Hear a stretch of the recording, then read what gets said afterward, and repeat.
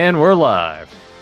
Hello, everyone, and welcome to episode 148 of Fans of Power. I am Joe Amato, and I'm here with my partner in crime, Tyler T-Rex Baker. And how's it going, T-Rex? I know I wasn't here last week, but I was busy with family stuff.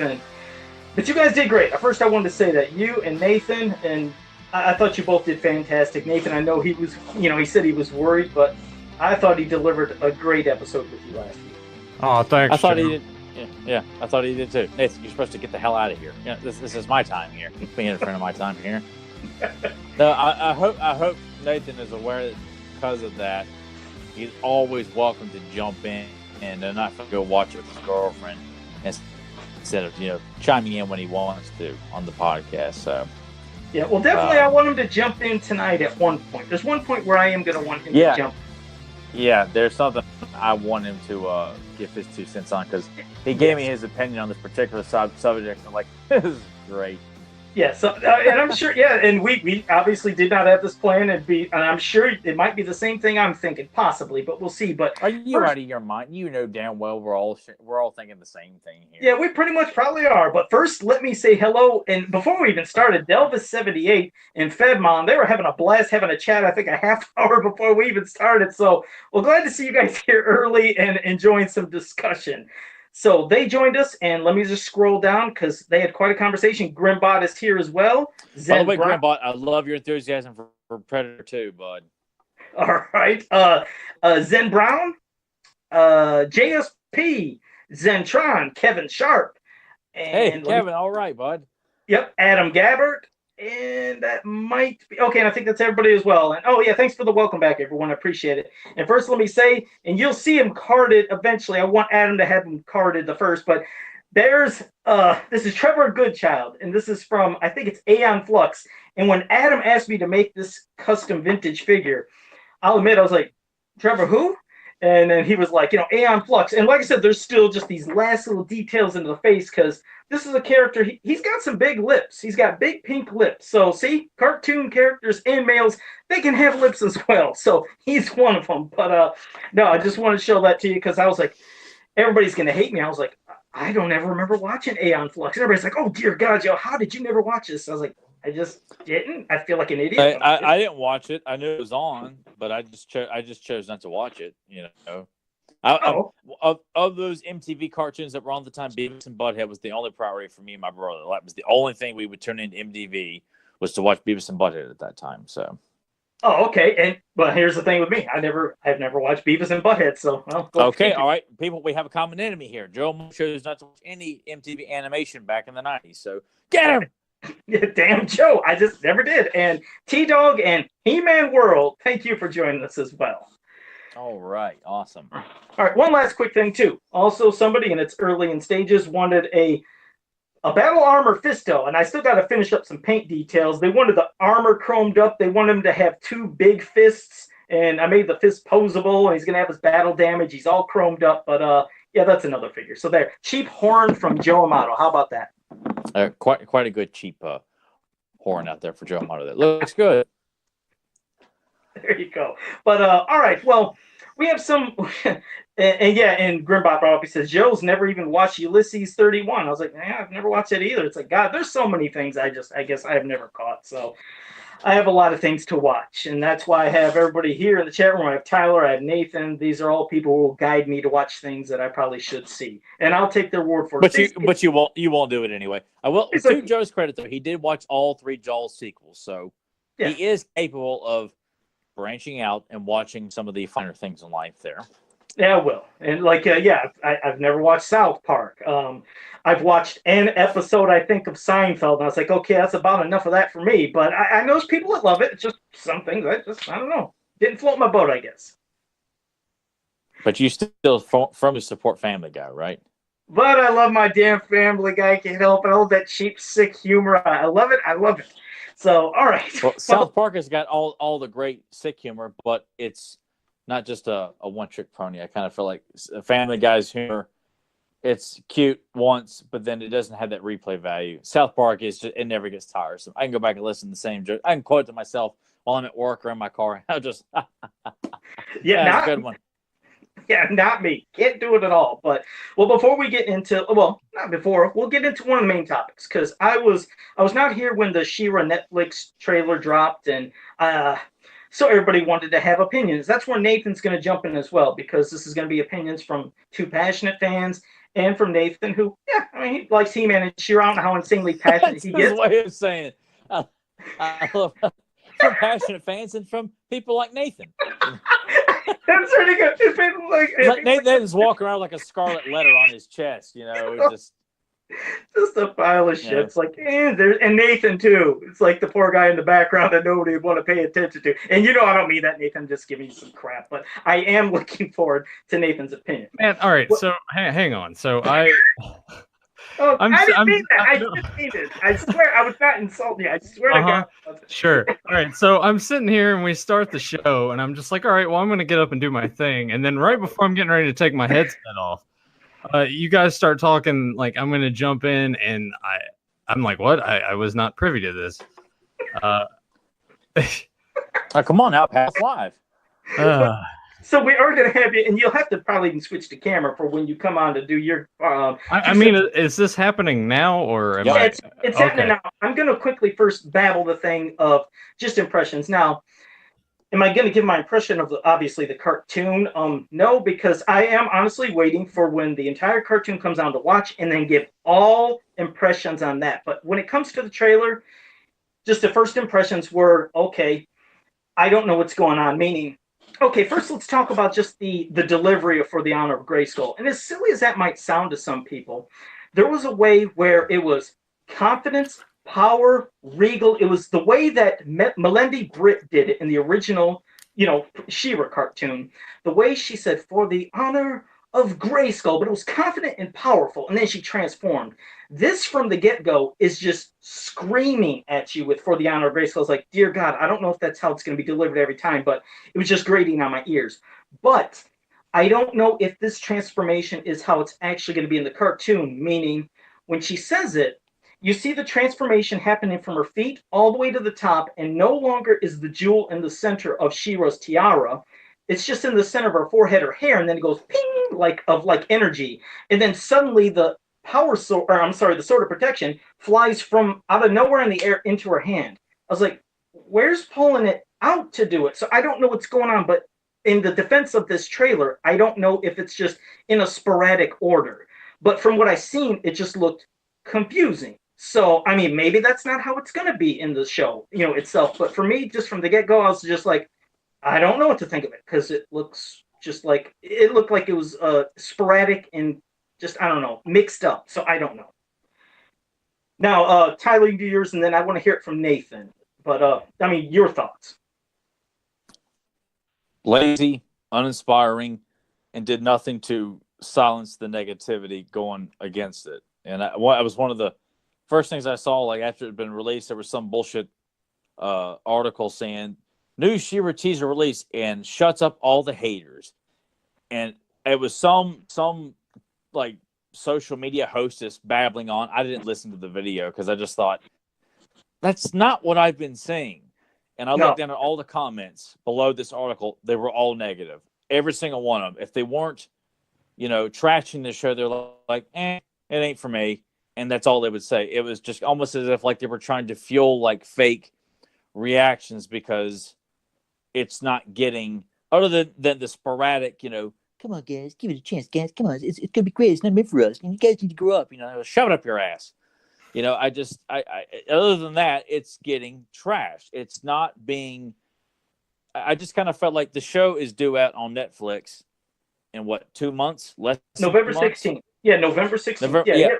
Yeah, less than 2 months now, and this is all they're giving us, and they're aware. The powers behind this cartoon are aware of all the negative response it's picked up just on based on what little they've thrown out.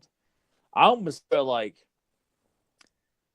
the people behind it may not be as confident about it. I'd like to think that if you feel like, look, we understand that this is not getting a lot of good publicity right now. We should put out a confident, epic trailer with some good music, some good scenes, edit together properly, and make this fan show. Look, we're aware you don't like where we're going with this so far based on the limited images that have been, shown to the fans. Here's something that will, much like the 89 trailer, everyone was up in arms against what they'd heard and seen so far. Let this, kind of twist your mindset a bit and let you know that, look, we understand your concern. It's in good hands, and let me show you why. But this trailer doesn't do anything like that. It's a short, uninspiring trailer. The voice actors playing Adora / She-Ra is so high pitched that, it just sounds like, like uncomfortable. And the minute I start hearing like this kind of ominous voice talking, like, is that supposed to be Light Hope talking? Because I felt like they're not going to have any connection to the He-Man show whatsoever. So we know it can't be the Sorceress.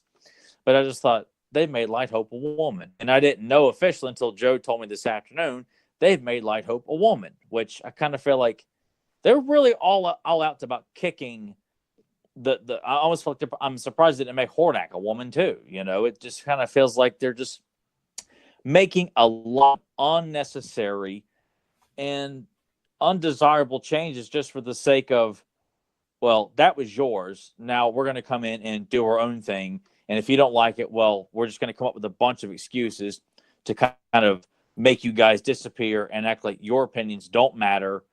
It just did nothing to help the cause. Like to me, have you guys seen anything like en masse, not just a sporadic person here or there that wants to come out and plant their flag of you can't knock this because it's for us, that kind of nonsense?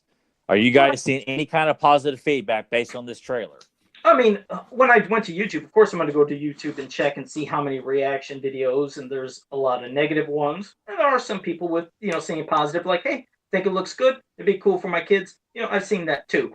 What I don't like is, here's the thing, is when you try to make it seem like there's only a particular group that's hating on this. And Teen Vogue, the one who showed the article and the trailer for the first time, they did an interview with Noelle Stevenson and all this. And then there was a part that came up about the people that are hating this are males from, the 80s that grew up with it. Because she doesn't look sexy enough. And again, I don't like picking and choosing. I'm going to put myself on camera just so people can actually see me roll my eyes as you're saying all this stuff. Yeah, do it. Roll your eyes, because I have seen just as many women hate it as men, and sure, there's men and women that like it, but they're targeting it, making it look like guys are the only ones that hate it. It's because She-Ra doesn't look sexy enough, and it's like, no, that's not the consensus. The ones that they don't go to, because they don't know the actual He-Man She-Ra groups, when you go to them, the consensus from the men and the females are saying just the design is something they didn't flip over. They're not saying, damn, I wish they would show more tits.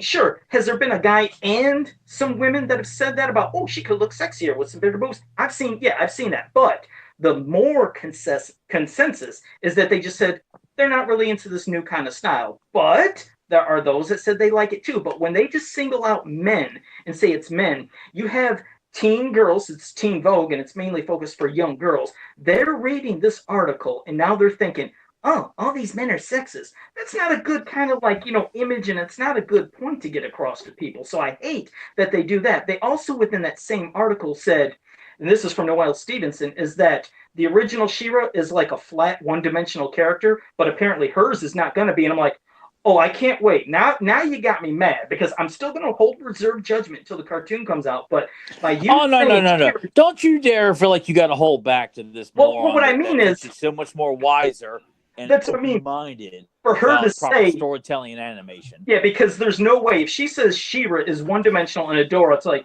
you really did not watch that vintage cartoon. You also didn't read some of the stories in the comics. If you have that comic and that's your impression of She-Ra, you don't know her. But she's also said in statements and articles that she researched She-Ra. There's a difference between researching something and absorbing and doing a shitty, lame-ass, lazy Google search. And living it. Oh. You know what I mean? How we live and feel this cartoon and get passionate about it. And it's good. People get passionate about things in a positive way and negative. But like I said, I'm going to wait. Now I'm going to wait and see this cartoon, because by her saying that's like, you better deliver something super epic. By putting She-Ra down like that from the 80s, then yours, boy, it's like you're saying something. It's like, okay, I'm gonna sit back and I'm gonna relish this. It better be something. When has that ever worked? Because I want to get Nathan's thoughts. When has it ever worked for anybody that's coming along and doing a reboot or reimagining or reinterpretation, soft reboot, whatever, and they come along and they want to slam what came before that has a fan following and treat what came in the past as like, doesn't really hold up. It's not really that great. Or they just find some way of kicking it in the balls while they're coming out and saying shit. Has it ever panned out for the people that have got what I did for that movie or that series that you guys like back in them 30 years ago? Well, all right. So here's the thing. I feel most of what's her name again? That is the head of this. Well, Stevenson. All right. So I feel like I feel like most of these things that she's saying is kind of in the same way of what we went through with Ghostbusters. It's to drum up excitement for it, but almost in the wrong ways. Trying to put, I guess, sort of an agenda to it. That way, if it doesn't perform the way that you expected, now you have a crutch and an excuse. And, well, this is why. And it's not the case. If I watched that Ghostbusters movie and it was actually good, then it's good. It's not, I didn't like it because it's an all-women cast. It wasn't funny and it was uninspired. And this trailer that was released is something that should have been released 6 months ago, a year ago, when it was announced not too long after, because there's not much to this. We're 2 months out. There needs to be something more to, as you guys have said, shut up the critics. And be like, here you go. This might actually be pretty good. And they haven't done that yet. So like Joe, it is a good idea to reserve final judgment until you have watched it and then form your total complete opinion. But from what I've seen so far, it's not looking good at all. All right, well, see, I like that. I mean, I like hearing what you had to say. Because like I said, it's an absolute different opinion. And also, Kendall Wink's blog, thank you for joining us. But see, here's the thing. For me, I just told you, I have a preference of styles that I like seeing in cartoons. Now, that style that I see from this, it reminds me of anime. I'm not saying it is complete anime, because I don't want people freaking out saying, Joe, it's not, though.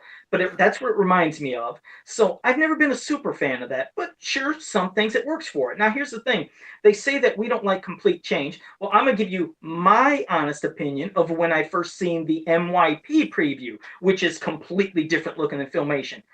I loved it right from the start when I seen the preview. And when I heard the voices and everything, I was like, wow, I'm going to be into this. I was hyped because I still like the style. And even some people with that said it felt slight anime. But for me, I didn't feel like it was that. But also, when I look at cartoon characters of like, at least let's say He-Man, Thundercats, G.I. Joe, things like that, I like the characters to look somewhat still resemble a human being, but in cartoon form, meaning like their eyes and their nose and mouth are pretty proportionate to what a human being's face is. And as with this, you see it has the gigantic, over-exaggerated eyes. It's going to have the weird big mouth and no, definition and defining to the nose and lip area. It has that different look. That just isn't my preference. So that's why I don't flip over the style already. But when I seen MYP, for people saying you don't like change, I had zero issues with how MYP looked. I loved it. I was flipping over waiting for it. And when it came out, I still loved it. So, yes, and, some things in Filmation I like better, but I don't completely piss all over MYP and say it sucked, it shouldn't have been made, it looked like garbage, and I'm just a fan living in the 80s. I absolutely loved MYP. So that proves some things can work. If it just looks good and the formula comes out great, but we're gonna have to see how these episodes pan out when it comes out November 16th. Let's see if it pans out. Now I don't know if Tyler, I don't know if you thought when you seen MYP from the start, if you thought it looked like crap. You might have. I don't know. No, hell, the first teaser trailer that came out, that was more just footage with small snippets of dialogue. It had like a epic music, trailer music attached to it. I remember vividly the images that were shown in it. I think it was released at San Diego, I think.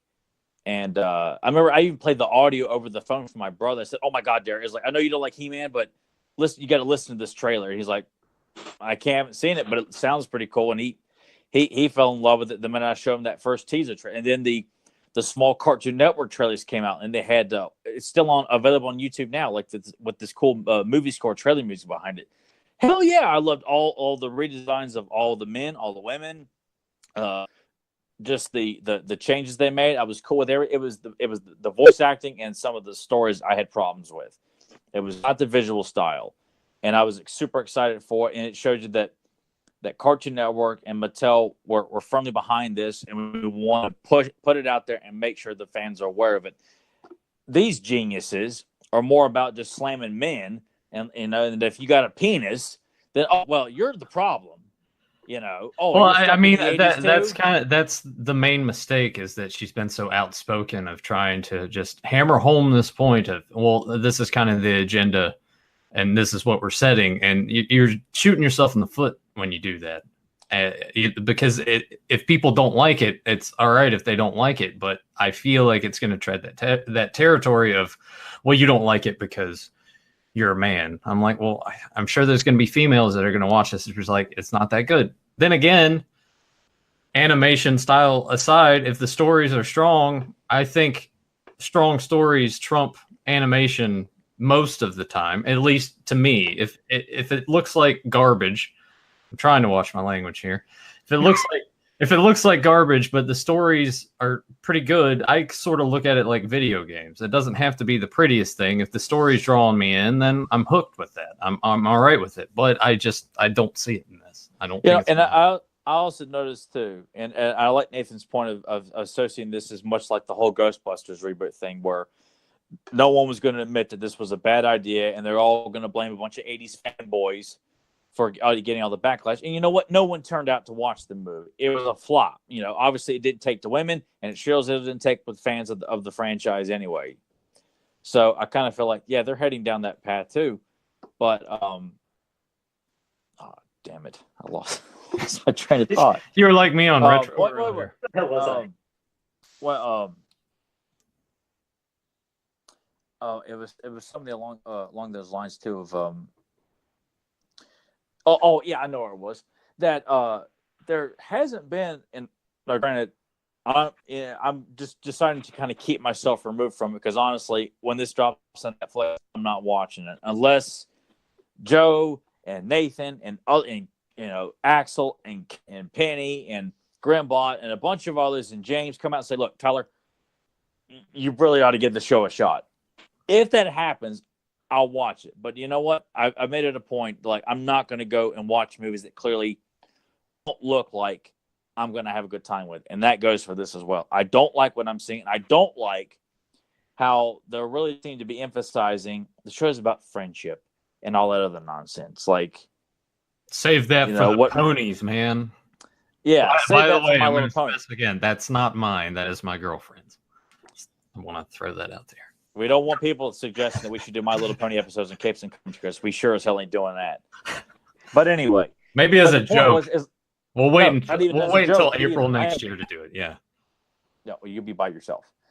But there just seems to be no mention of this planet that's under tyranny of a dictator that's ruling the planet, and the stir for rebellion. It's just kind of emphasizing, the light and fluffy aspects of what the toy line in the 80s is pushing, kind of the bright colors and the pretty hair and the girly girl stuff, and not necessarily a young woman coming into her own and realizing how she's been raised is completely wrong, and she's been duped her whole life, and decides to rebel against the man that raised her, who realized she's a dictator, and takes up the responsibility of becoming the biggest female ass kicker between two planets. No, we ain't doing that. We want to make sure this is about, friendship and bonding and, dealing with girl problems and, taking away the guts and the guts and glory of what we know. We're not here so we can, give me the nearest bottle of lotion so I can watch She-Ra because she got big boobies. And I've never thought of that. Here. Ever. No. I mean, when we were kids, when we were watching like He-Man and She-Ra, it was just always about the battles of good versus evil. I never looked at Teela, the sorceress, She-Ra in any sexual manner or thinking, God, well, no, I thought they were hot and I wanted a kiss from She-Ra, but that was anything, because they make us of it. Because sometimes they try to make us out to be perverts. Like that's all we were ever looking at in those cartoons, and that wasn't it. Oh, and it's so much more easier for a woman in her position to slam fans who've kept this property alive, and because we don't like their ugly take on it, that we're just a bunch of it's like talking to like we're AC Slater and she's Jesse Spano, just less interesting. We're a bunch of sexist pigs and stuff like that. We're living in bubbles. I wanted to say hello to Motu fan number 1. Thank you for joining us as well. But no, when it comes to, again, like the cartoon and just my preference, I mean, there's some cartoons to where I like the younger, like kitty kind of aspect or something funny, but then there's the ones where there's the adventurous and battles and, like we said, sword and sorcery and technology with He-Man and She-Ra. I always felt like those are the ones that have to have more like adult characters. Like when I was a kid, I never watched He-Man and She-Ra and thought, God, where are all the kids at? I never expected that. I had Scooby-Doo. Yeah. Why isn't Swiftwind dancing around and singing? Right. I mean, I had Scooby-Doo. I had like that Beverly Hills cartoon. There was a lot of kiddie cartoons I watched for that. But when I wanted my seriousness, I'd go on and put He-Man and She-Ra, Thundercats.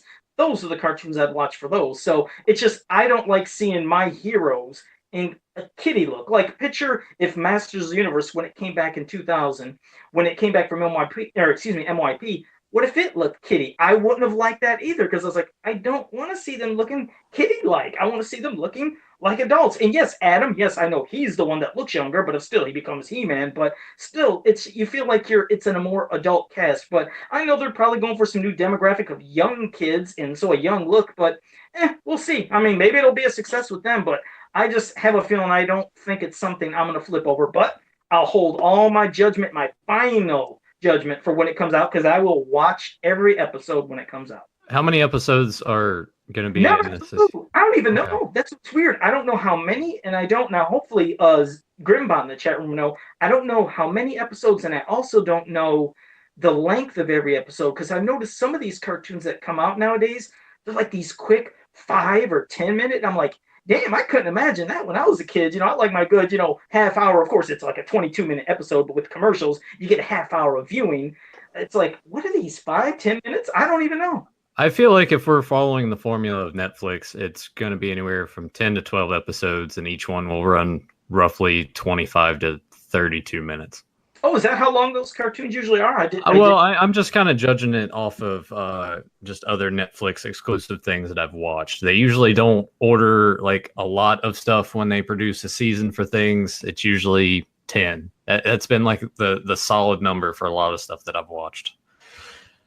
I'm kind of hoping, for some people's sake, if it's not that good, and if you're planning on watching all of it, I hope it's not as many episodes.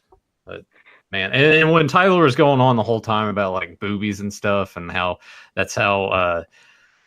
she thinks that you guys were looking at She-Ra and everything, I was just thinking about Link and Encino Man, where he's doing the cave paintings with the ketchup and mustard. Yeah, gazongas and Yeah, I mean, I'm sure that's us. We're cavemen. Yeah. Noel. Yeah. That I'm taking ketchup and mustard, and when I'm at work tomorrow, I'm going to walk around the dining halls and just draw big breasts with ketchup and mustard, and then I do cave paintings and one of me with a big wiener, with the mustard, woman right there, and Gazonga's body combs, and just finding some way to say, I think you, Betty Nugs, I think you like your cones, just, I mean, it's just, you get all this nonsense of saying how they're stereotyping all of us, and their argument is, we want things a certain way, or Tyler, you are a perverted man that lives in your mother's basement, and you can't get out of the 80s, and it's not for you. Yeah, in fact, I had no business even leaving the house. I really should just kind of give up on life, give up on anything that I hold true and that I'm passionate about. I should let myself go, let my life go. But like I told you earlier, MYP really is the perfect example for anyone that says we can't stop living in the 80s. I loved MYP. In fact, I even posted it on my wall, and some people might have disagreed, some might have liked it.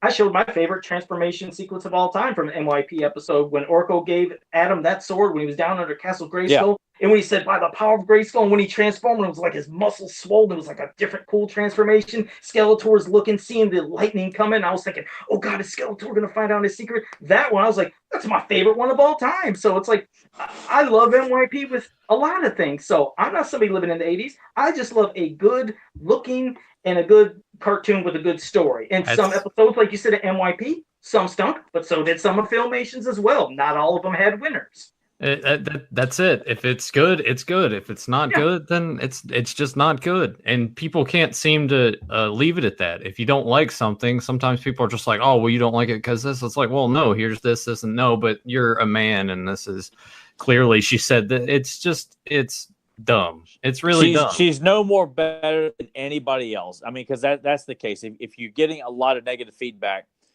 what they're accusing us of, they're going to go and do exactly what they're accusing us of doing, and then sit there and say that, well, they've done nothing wrong, or that, and clearly she's not doing anything wrong. We just don't like her portrayal of this, the way it's looking, and how she is addressing the backlash that it's getting. I mean, the other thing I'll get across as I'm sitting there stumbling over my words is, it's good that women are coming up in the Hollywood system. They can be directors, and guys are looking at them like, oh yeah, blah, blah, blah, whatever. But for them to kind of pull this narrative of, well, we haven't had any strong female characters until now. That's bullshit. Tyler and I talk about this all the time.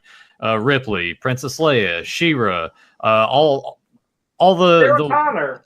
Yes. All the women on G.I. Joe, for God's sake. Yes. Whether you work for Cobra or you work for G.I. Joe, all the women are portrayed strongly. You want to talk for about Tomb Raider, for the business? Yeah, really. You got Tomb Raider. You got the Underworld series. I mean, there's plenty of strong. No. You don't have the Underworld series. No, you don't do. lump that piece of shit movie. No. I'm still going to bring that up because that's been a series again. You have the Resident Evil series again, starring females. So to say there hasn't been a lot of strong female characters, that's a vast understatement. It's not even true. And like you said, within even cartoons. So I mean, God, we're talking about She-Ra. That is a cartoon. It transcended all types of people that wanted to watch anything, meaning it wasn't geared just towards young girls, adult women, young boys, adult boys, teens. Everybody tuned into it because you were just seeing somebody kicking ass every single day, and weekly or however they started, syndicating whenever you'd watch it. But you never tuned into She-Ra and thought, oh God, this is a girl. I don't want to watch it. Hell, if we were so sexist, I mean, you think even then, would we still be talking about She-Ra? We love the cartoon. We love the character. She's a very plus, not to mention too, when you're a young 4-year-old boy and a girl cartoon comes on, you instinctively don't want to watch, Rainbow Bright or Strawberry Shortcake or whatever the case may be. Now, I'm going to say this. When I was 4 or 5 and Jim came on, I watched Jim. I was like, yeah, this is cool. I mean, well, I probably just lost all my credibility, probably. But I did. I watched. I watched Jim. I'm just saying the vast majority of us boys, though. I mean, granted, because there were cartoons that were just geared for girls, and some that were geared for boys, and you could cross over. But the vast majority of young boys were not going to sit down and watch, a back-to-back Rainbow Bright and Strawberry Shortcake, much like how girls weren't going to probably sit down and watch back-to-back, Thundercats, G.I. Joe, followed by episodes of Silverhawks. Even though each show has got a very strong female in each show, it's a boys' show. It's targeted to boys with a boys' toy line. It's just instinct. It's not sexist. It's not weird. It's just you're born that way. Now, granted, some girls are they're inclined to think a certain way, and some boys are at a young age as well. I'm saying the vast majority. Okay, I'm not saying everybody. People want to question and say we're being. Yeah, I mean, there's plenty of room for like a gray area, but I get what you're saying. It's like black and white. Here you go. Here, it's the same thing with the Happy Meal toys. It's like Hot Wheels. Remember they would do the crawl. It's like Hot Wheels and Barbie. And yeah, I do. Depending on your gender, it's like, well, you get the Hot Wheels and you get the Barbie, and it's like, all right, when we were kids, they just asked which one you wanted. They didn't say, do you got a boy or a girl? They said, which toy do you want? Do you want the boy toy or the girl toy? And I would say, oh, of course, I want the boy toy. But still, it did come off like I don't know why that was. It made me think of Shawn Michaels for some reason. I don't know why. The sexy boy, a boy toy. That's yeah. I guess so. But I just don't see anything wrong with it. But now they feel like that they can't ask any. I don't know what. It's a different time. That's basically what it boils down to. Well, it's the parents that go to McDonald's and take their kids there are getting offended. Oh, my son wants the girl. How dare you not? You're like, lady, can I just give you the Happy Meal? I'll give you whatever damn toy you want. Yeah, that's true. Can we get whatever it takes to keep the line moving? But anyway, I feel like this Noel, MB, whatever the hell her name is. I don't know because I don't care enough. All right. Well, we'll see all the rest of anything else for when that show comes out. The next time you're going to hear us talk about this cartoon is when it comes out November 16th. So whatever the hell day that is, I'm not sure, but I'm sure then on that weekend is when we'll discuss it. Well, I think that stuff usually comes out on Fridays. I actually it's on a Friday. It's on Friday? Okay, so then that'll give me a couple days or to watch however many episodes it is. And then, I'll be all set for that Sunday. I'm going to say this just as someone that's, as you guys were saying, I'm not super, what's the word I'm looking for here? I'm not as invested in it as you guys have been over the years to where it's like, it becomes a topic of conversation that it's something that you guys have to address. Anyway, I'm saying this solely as almost the neutral party here. I hope that it's good, because if it is good, everybody benefits from it. The creators do because they're like, yeah, we pulled it off, whatever. You guys benefit from it because here's the property kind of moving forward, maybe in not the way that some people wanted, but I hope that it works out. And if it crashes and burns, then anything's possible. You're right. I mean, if it's successful, you never know. Maybe it could lead to a new cartoon with a different style of She-Ra. Yeah, but you guys have to remember, it could be successful for all the wrong reasons, much like how Michael Bay's Transformers was successful, but for all the wrong reasons. That's why I'm not so anxious for this show to be a success, because if it's successful for being, everything what we don't want in a She-Ra show, but it's successful because it's an 80s retro show. Oh, this is cool. And go to Hot Topic and buy shirts for it and all that nonsense, Well, we'll see. That's what. Yeah.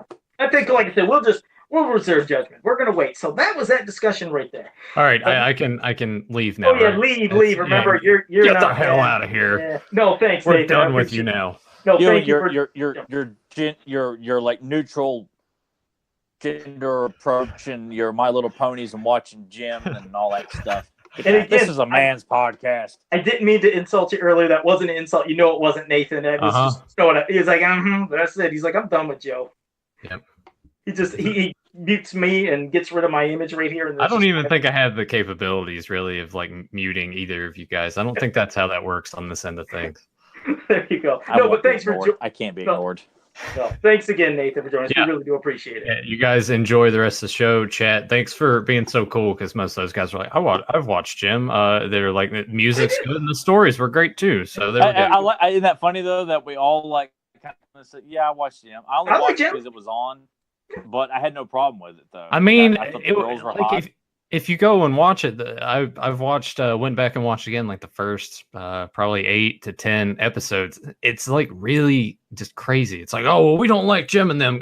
Let's put a bomb in their building. Let's hide it under the couch. You know what's cool though? They looked. It's what I was saying earlier. They look like real people, but in cartoon form. They had that proportionate thing I was telling you about. They looked like people. Oh, but that's sexist, Joe. You can't have women look like actual women. No, I didn't mean just that. I meant they look like people, and that's what I appreciate. If those would have probably been a bunch of hyper gigantic eyes, weird mouth looking little kids, I probably wouldn't have flipped. And it's the same thing if it was for boys. But there's some, like I said, cartoons that I did. I mean, I like Voltron. I like some things growing up, but I just meant certain cartoons, certain things. There's ways I like certain cartoons being, because you can have a different type of category that you like, from comedy to kids to more adult to adventurous, and keeping them separated is kind of good instead of just globbing them all together into one happy, fun cartoon comedy. As we're gonna, we're not gonna do a Thundercats 4. Believe me, we're not doing that rant, because that thing has been destroyed. So again, all right, Nathan, we'll leave it at that. Even though Febmon's like, oh, you need to stick around, we need your voice, and Zen Brown was asking me to stick around, but no, I'm gonna leave it to these guys, because they're gonna start talking about Battle Bones, and I got nothing on that. So Skeletor's dragon. So all right, man. All right, Thanks, have fun. guys. Have a good rest of the show. God bless you. Is he finally gone? Thank God. I didn't think we'd ever. Thank God, man. Jesus Christ. I'm still listening. I'm still listening. I'm still kind of here. I mean, thank God he's back. You know, we lost viewers and everything the minute you left there, bud. We need that neutrality on the podcast here. I mean, it's you know, we need another Penny Dreadful on the show here to bring a female approach on the show here. Well, how about now we talk about, before we talk about the story, because it's a sad story with Skeletor's Dragon. When people really think about it, I don't know how many people read it, but it's a great looking, and it's a great story, but it's a sad one. But it's called Skeletor's Dragon, but it's more about Battle Bones. Now, here's the funny thing about Battle Bones. Well, obviously, how it was advertised, you could see that you can have the evil warriors in it or the good guys. It's the only thing I have two of from my childhood. It's one of the most, I guess, useless, meaning no mechanics, nothing to do with it. You just move around, open the mouth, put the tools in. But you know what? It's one of the coolest. I love my damn it, right here. It's like, I love this damn Battle Bones. It's cooler than hell. Oh, he's getting his too. Yeah, it's just, who the hell does not like Battle Bones? And as much flack as things like, Dragon Walker got, some people said, oh, so slow and boring, even though that was fun. And yes, the concept of it in a cartoon or in motion might be silly, but it's like, it's so simple, but so cool. And also within that, I got this, which is Mini Battle Bones, which is a stamp holder. I was like, oh my God, when I first seen this, I lost my mind. I was like, there's a miniature version. And they've been turned one of these into something called Goopasaurus, to where you can put these little containers of crap on the sides, and it was slightly modified. I forgot what the hell company made it, but I mean, I love Battle Bones. I don't know about you, but go ahead, Tyler. But some people usually don't talk about much is Battle Bones. No, and that's we were trying to come up with stuff to talk about, and I just kind of felt like I instantly thought of this mini comic that we're going to talk about later on. Then I thought about Battle Bones itself. Like, you know what that's something that's not really. I think Battle Bones is looked at in a positive sense, but just kind of overlooked for the most part. And I wasn't aware of them until I was in high school, though, because I never had seen or had no idea that it even existed. I think until I started looking at price guides in the 90s and the Adam Tyner website. And I ended up getting one mint box from Final Frontier Toys, I think when I was in 11th grade for like $12 or $15. Like, I ordered it over the phone. Oh, you still got that box for it too? Because beautiful art. Beautiful. Yeah, it's back here on my bottom shelf. It has like a price written in black marker on it. But it was dirt cheap, and this is before I ever had internet. So this is, like 1998 or 99, maybe 2000, somewhere in there. And it's in great shape. The box was in great shape. I guess they were just trying to move through a lot of their stuff. I ended up ordering a lot of Men on Card, He-Man stuff from them, getting it dirt cheap back then. But I thought it was great. The box art was probably one of the more prominent things about Battle Bones because of how beautiful it looks. But I thought it was an interesting carrying case, and I think this mini comic, really gives a lot of life to the character. Because and the commercial itself for Battle Bones is fun too, because it's depicted as something that could be used for both the heroic warriors and the evil warriors, and that kind of carries through with the mini comic, even though it's more of a finite ending as to what Battle Bones should be, but it still works that from a playability aspect with kids, that it serves a purpose in the stories that as a kid you would use to play with, but also as a collector case. But I kind of wondered though if they had already been releasing a lot of those carrying cases, the ones with the cardboard, the plastic, and you snap it together. Yeah. If those have been out, I guess this was like they had an idea for something, and let's kind of make it a little bit more gimmicky and not just something like a dinosaur bones. Let's make it a carrying case. We'll make two things in one, I guess, or something. And I like it because you think if it would have, because the thing is, as we just said, there's no action features to this. It's only the mouth opening and shutting. So it's like they probably figured, hey, let's release a cool looking skeleton dragon, but what the hell are people going to do with it? But then you figured, all right, if we have it to where you can like doom, doom, doom, march them into battle, which I did, I'm sure you did, and I used to have both sets of warriors, then they would get out and then engage in battle. I just told you I didn't have one till I was in high school, and you're gonna. I guess somehow I managed to do it when I was a kid. Were you not listening to me? I don't. Yeah, you know me, God. I forget what I'd say 5 minutes ago. It's a horrible memory. I have like this weird selective memory. I hear some shit and then zoom, it's gone.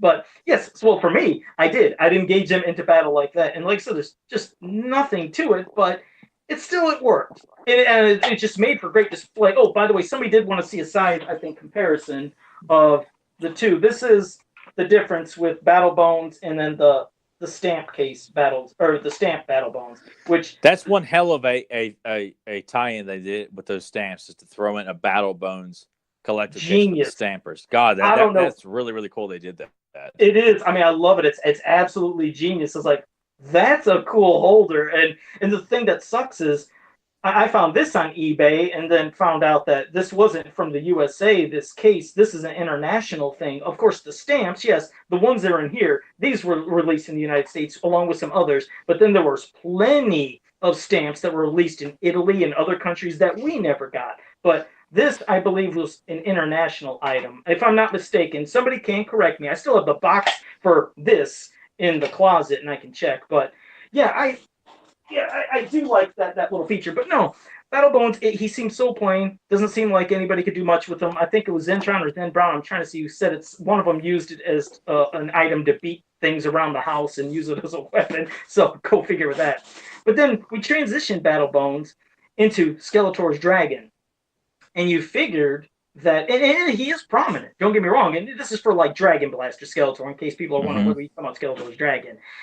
He has a prominent role as well, and I like to see him that he's like a feisty little son of a gun, you know, that's real inquisitive, wants to get into action, see what's going on, like when they're looking for Battle Bones as Skeletor is searching for it, and you see the dragon, as he keeps calling it, just runs, and he starts like digging into the pile, and Skeletor's like, no, it'd take you too long, and uses magic to blast away the stuff, and then there lays Battle Bones, and then you see the little dragon go over there, he starts like gnawing on the bone, and he like zaps him away. I found a little cute, you know, cuteness into that, but then he brings it to life, and he's going to use this now to well, I'll pass to you in a second, but you'll see heroic warriors. You're going to see that the things that are on the side that carry into battle were more almost like to grab the warriors, you know, after Skeletor used, oh, that's the other thing you find out, Skeletor's chains that he has around him for Dragon Blaster Skeletor. The one cool thing I remember, I always thought as a kid that I lost a key,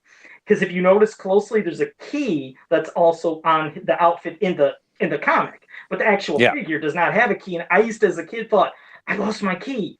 And it took years until I realized he never came with a key. But these chains, it's weird. It's weird how you get an impression. But those chains are used that he can wrap them around his enemies, and it drains their power. And the dragon will spray that puts them kind of like into a hypnotic state. So you find out a lot more about that character as well. You know, the dragon, and also with even his chains. But I'll pass to you.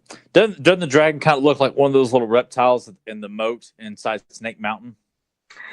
Hey, I agree with you. I never thought of it until you just said it, but he does. He does look like that. Yeah. But I thought it was just fun to give, you know, because this is the only time Dragon Blaster Skeletor appears in all the mini comics. Like, this is it. This is the only time it shows up. The only time we see the variation. And it's a shame that it's pretty much this mini comic was just kind of get this figure over in Battle Bones, and that's really about it. And you never see either one of them ever again. And it's unfortunate that it's such a great. I mean, the way Skeletor. I mean, all to the artist who did this, which there's three names on here, and it's hard to say which one did what. But the artwork is quite good in here. I love the way Skeletor is drawn in it, and I was curious because I went back and revisited it, and I had never really paid attention to it. Well, I had, but it made me think otherwise. That Battle Bones in his original form kind of reminded me of your Zuba Rex. Zuba Rex, huh? Yeah, a little bit. I guess a little bit. Hey, maybe Zuba Rex was inspired from his depiction in this comic, because it is different seeing him with skin and everything. But then that's what you also find out is, within this story, which we won't go through the whole thing because we want people to read if they never have. You have to read Skeletor's Dragon. This is a great one.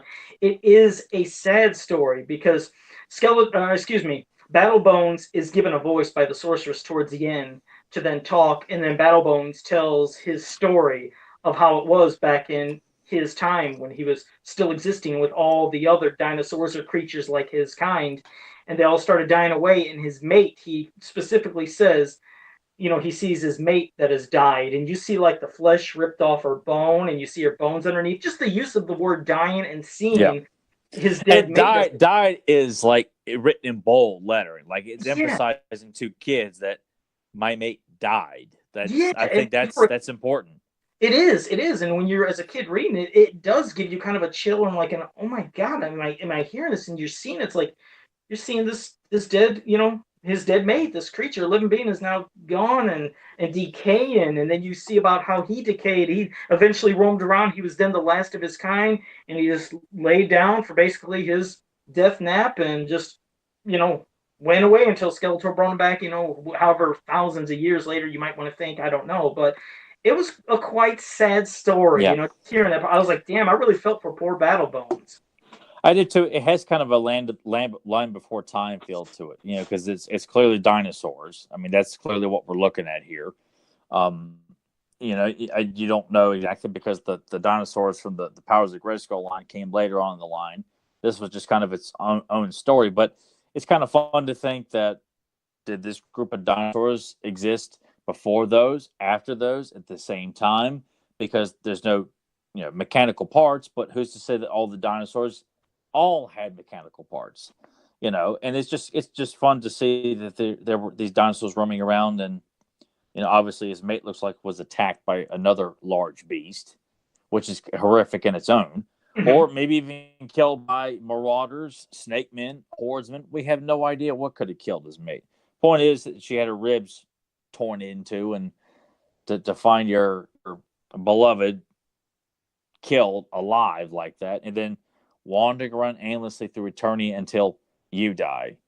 That's some pretty dark stuff. I mean, and the illustrations of him coming up on his mate, and then you see a shot of him wandering around it's sad. Desert. It really it's and then to see him die, and then it pans to the panel of him all in bones being covered up, and then more by like the snow and the elements of the seasons and stuff, and then to see that there the bones are talking to He-Man and gives him new life and meaning.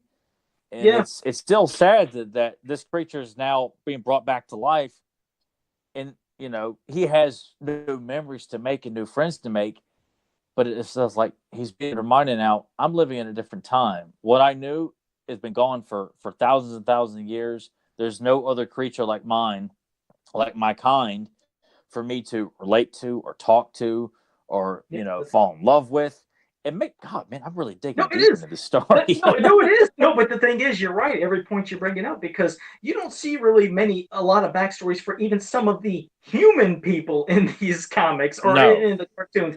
And to give it to this, what you would think is, here's just your little skeleton thing that goes around with your warriors. And you read that, it's like, wow. It's like you felt compassion, you felt empathy, and you just felt sadness for this creature now. Because again, we never knew anything about Battle Bones beyond that, and it happens, and it's sad. And the thing about the within time, like you said, as he's laying there and everything's starting to come over him with the snow and the ground, that's what makes you think. I would think that maybe he was after the other Preternia dinosaurs by chance, because you think that sometimes dinosaurs, other beings, like to chew on bones. As you've seen, look what the dragon did at the beginning. His first instinct was to go over there and start gnawing on Battle Bones. So you would assume that if he died before here came Preternia dinosaurs, you figured they would have came over and started gnawing on his bones. So you'd like to think, okay, he just within time, 1,000 years, got covered up. Here came the new beings over the land, and Skeletor found out. Oh, and somebody did have a question. I think it was it Zen Brown or Zentron? Let me see. Oh, it was Delvis. Delvis said he thought that Battle Bones was a heroic warrior's vehicle thingy. Well, no, it's actually something you use for both. But as you find out in this story, when Skeletor brought him to life, he put him under the spell to service under him. And then, of course, it was at the end when the sorceress used her magic to then break that spell and give Battlebones the ability to tell his story. Because within this story, you're seeing like kind of some games where it's like, Tila won an archery contest, and then Fisto, banged down after Man at Arms to see who could, basically, hit the thing, go up and bring the bell, and they're waiting for He-Man, who then comes, shows up, hits it, and knocks it into outer space. They're doing the tug of war, and then that's eventually when Battlebones comes and snaps. I love that. I always loved that when I was younger and saw it. It's like Jaws coming. Like you see him come closer, and then just snaps it in half. It was a great depiction of this oncoming onslaught, that they're so wrapped up in this tug of war beating He-Man, unaware of this, Jurassic, enemy coming towards their way. It was a great depiction of the character. Yeah, and even Dragon within that, Skeletor's Dragon, he took care of business. He was knocking out plenty of the heroic warriors and putting them in that hypnotic state. It didn't work on He-Man because he used his shield to go back, and it hit back towards that way. And the thing that I like is when the dragon Clamp jumped and put its jaws into He-Man's shield, and He-Man threw the shield along with the dragon, zoom, just you're gone. He shows up again later to get out with Skeletor in a portal, but I like how he used his shield as a frisbee, there you go. But that dragon was taking care of business. He really was with this spray. Yeah, everybody. This was, a book that, pretty much, it showcases quite a few of the heroic warriors. Skeletor is the only villain in this, but it gives a lot of panel time to a lot of prominent characters, and He-Man is the star of it, so he's going to come in and clean house when Skeletor does show up. But for a mini comic that's advertising the current roster of characters you could buy in the toy store, Battlebones and Skeletor's new variant, I think, are given a whole hell of a lot of time devoted to them, just to help sell. If you don't have Battlebones, this makes you want to go out and get Battlebones. If you don't have Dragon Blaster Skeletor, this will make you want to go out and get Dragon Blaster Skeletor. I think it's just another. I mean, it seems to be kind of like a common thread we talk about on this podcast. There's a lot of stuff that He-Man fans, they all kind of mention, but there's a bunch they don't mention. And I think this is another one of those situations where this mini comic and Battlebones himself, are two characters that just don't get acknowledged as much. And not that we're saying that everything has to be acknowledged, but there's some stuff that's genuinely good that so overlooked. I don't hear people ever talk about Skeletor's Dragon mini comic. It's almost never brought up ever in a conversation. And that is what we do here, people. We want to remind everybody it's not just about the toys. It's not just about a cartoon or when's a new movie coming out. Because then Joe posted another picture of Batman slapping Robin. Yeah, that there's so much more to He-Man. There's so many great stories to be, to revisit or discover for the first time, or just keep reminding yourself that, there may be nothing great on the horizon when it comes to He-Man and the media, but go back and revisit some of these great stories and treat yourself and remind yourself that we keep He-Man alive for a reason, because he's been given so many great stories. We get greedy for wanting new media, but you know what? Not every toy line of the 80s or even current toy lines or toys of the 90s had as much of a library of media to choose from. I mean, look at all what we got with He-Man. So I know we gripe about this, we gripe about that, or I do for the most part. Joe's pretty positive about everything. I'm the prick on the show, but we have a lot of great stories to choose from, but it's a shame though that we don't look at these stories as just mindless entertainment for 5-year-old boys. We're talking about this because it's genuinely a good story. It's not a good story. Could you imagine a Filmation episode of this story? That would have been one hell of a thing to see. Dude, if they'd have got Larry DiTillio or Robbie London or Paul Dini to tell this story of Battlebones, given the kind of emotional content those guys could throw into an episode, Jesus Christ, man! Watch Skytree, talk to He-Man and Tila and say that I will willingly let you kill me to save your father, and you can cut me down, and I'll spend the rest of my place on this planet burning and Granimir's fire pit to save your father. And he was like, can't do this. Like, that's some emotional stuff. Larry Taylor would have a field day with this episode, like telling the time of Battle of Bones and how his mate was killed. That He would have lives got on me, by boy. himself. That would have probably really got me back then. It probably still God, would now. man. Yeah. And I don't know how many people in the chat room, if you haven't read it, but definitely read Skeletor's Dragon. I mean, it's you have the big book in front of you, don't you, Tyler? The mini comic book. Yes. Here's another product placement here for the Dark Horse collection of the He-Man and the Master Universe mini comics, featuring all the original 80s mini comics, the She-Ra mini comics, the New Adventures of He-Man mini comics, and some of the classics. Could you get to the page where it's the first page showing Skeletor's Dragon, not the cover, but the page? Because I remember as a kid, I know the splash page. I had it's two. A beautiful page. Yeah, and you have to speak to show it. Yeah, this one here. I mean, this is what kicks off the mini comic. This is the first page you come to. This beautiful splash page depicting Dragon Blaster Skeletor in all his glory. I mean, if that would make you want to buy the toys, I don't know what would. You know how much I love that? It's something I've never brought up. I have 2 copies of that. There's a lot of the comics I had from my childhood that I had a couple of.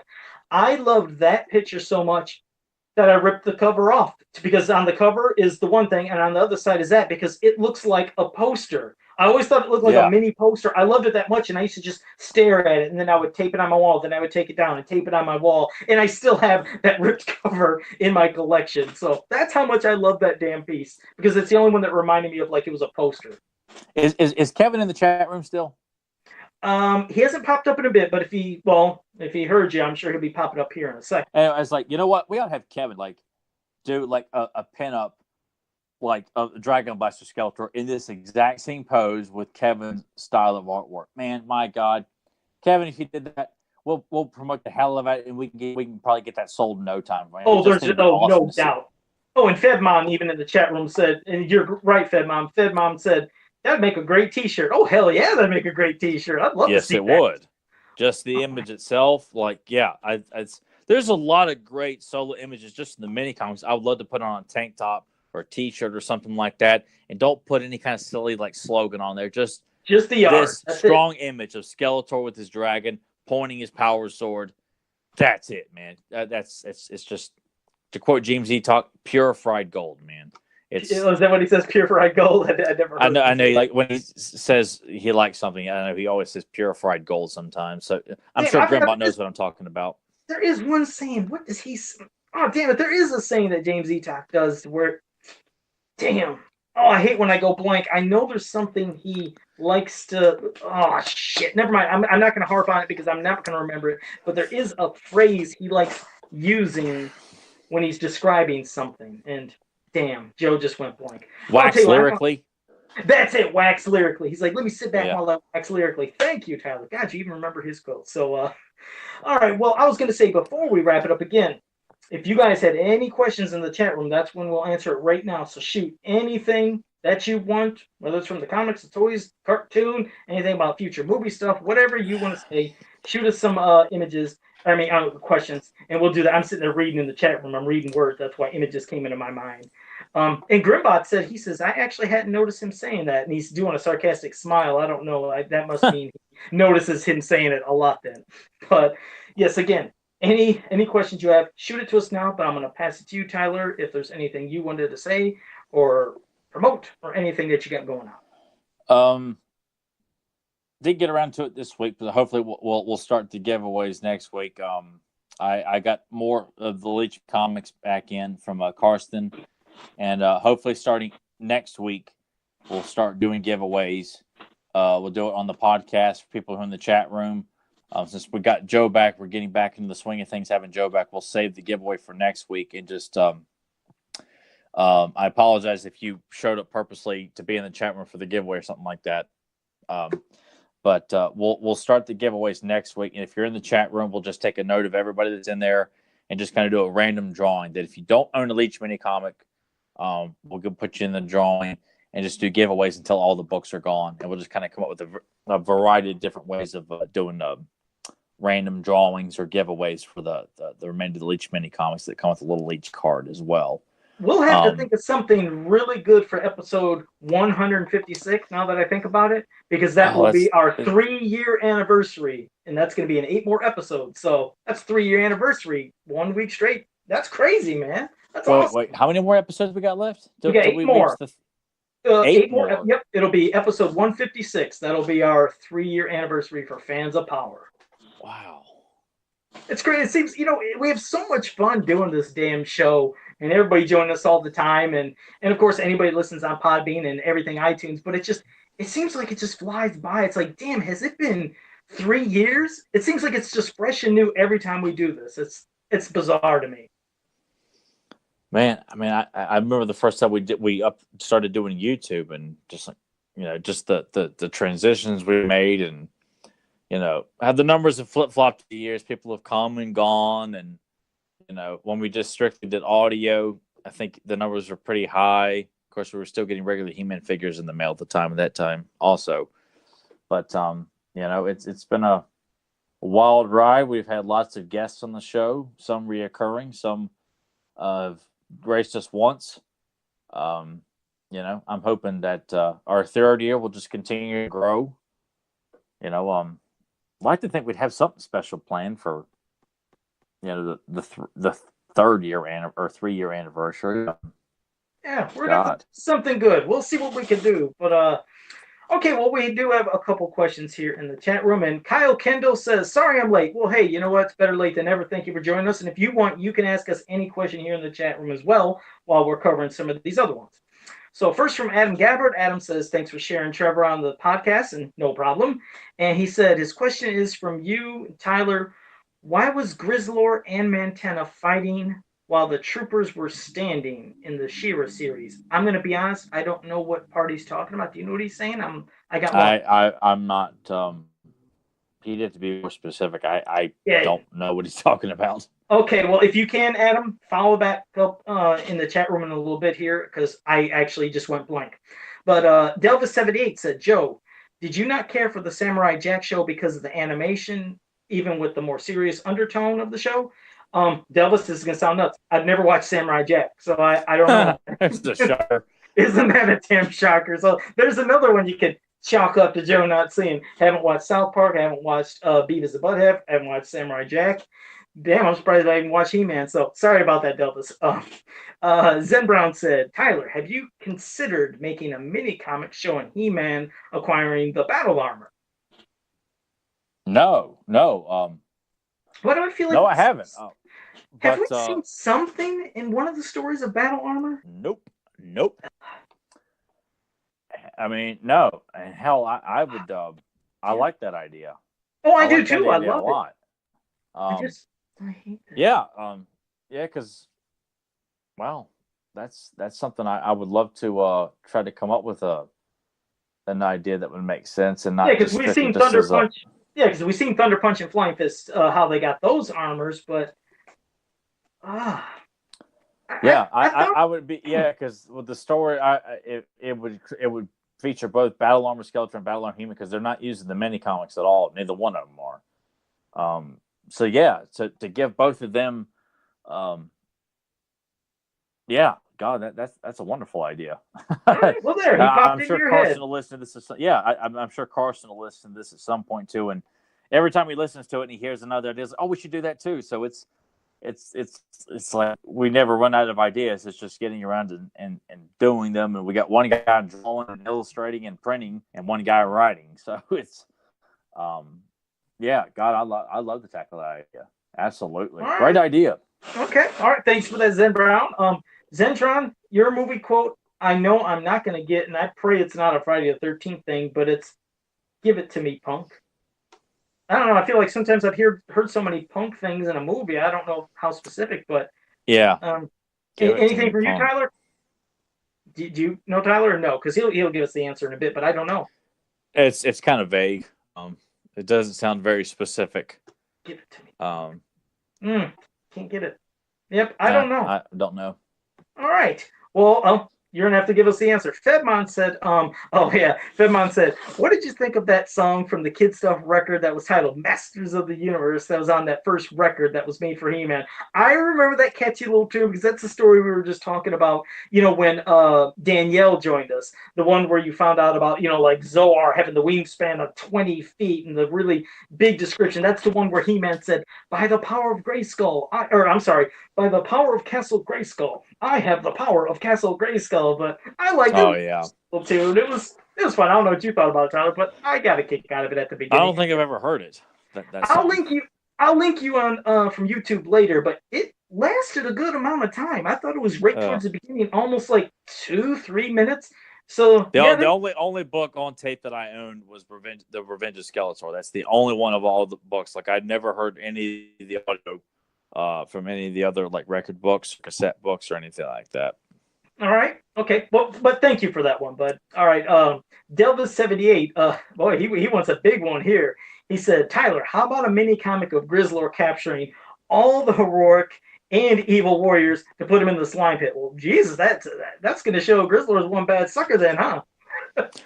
I would, of course I like the Grizzlor mini comic, but it's strictly on an idea of making Grizzlor like building up the evil horde faction. Yeah, I would do that. I would have concoct a way of because I try to pay homage to the idea that the Fright Zone we see in the mini comics is on Etheria, which it is depicted as an Etheria. But I almost like to think that if we were to kind of come up with a brand new canon, but incorporate all the elements of what we love from He-Man and She-Ra, I would put the Fright Zone play set we got in the toy line as their base of operations on Eternia, and have the She-Ra cartoon is their base on Etheria. So that way, it would be easier to write they've established their base of operations on Eternia. Grizzlor's instructed to go out, give me 3 of Skeletor's top warriors, go get me 3 of the heroic warriors, bring them back here, we're going to turn them into mindless slaves in the slime pit. I would do that because I'd like to think I want to at least play up the importance that it's not so easy to go from Etheria to Eternia just like that. Sure. So that, but yeah, I would do that. I'd have Grizzlor go and capture, Clawful, Jitsu, and Webstore, and go and capture Cyclone, Fisto, and Mossman. And then He-Man has to come in. Mossman. Oh, what a mess that'd be for poor Mossman. Just like the vintage toy, it's like you don't want Mossman caught in that slime pit. That would be a pretty big. No. So, all right. Well, thanks for that, man. Appreciate that one. I like that. Yeah. Zentron says, "Oh man, this is hard to choose." He said, "Favorite Filmation Masters of the Universe soundtrack tune." Well, I don't own the tracks for He-Man to the rescue. Oh, you actually know specifically. See, that's the thing. I know none of the specific names. I don't own the soundtrack. I don't know any. There's like that. How's that go when the dun dun dun dun dun dun dun dun dun? There's certain things that always. I think you're trying to sing He-Man to the rescue. Oh, is that what that is? Well, shit. Then there you go. Isn't that bizarre? All right. Well, I guess we both had the same one. So Zentron, thanks for that. Kyle Kendall, I'm glad you just said what you said because I was going to bring this up at the beginning, but we had a good, crazy, different little other thing we were doing at the beginning. Kyle Kendall says, how about covering his question? Because he had a question in Motu Nation.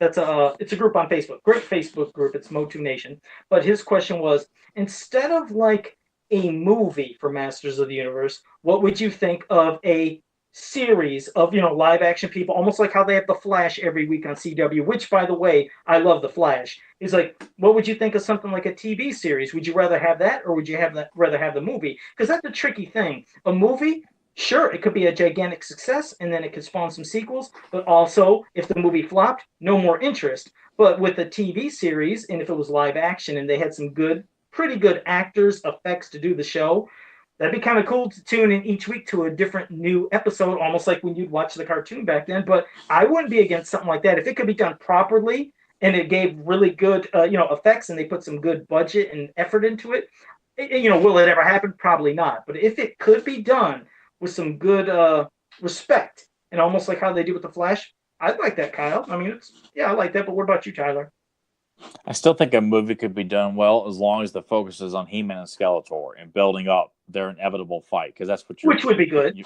Yeah, and that's what it needs to be. It doesn't need to be about a B story, C story, D story, and then throw in an E and F story for good measure.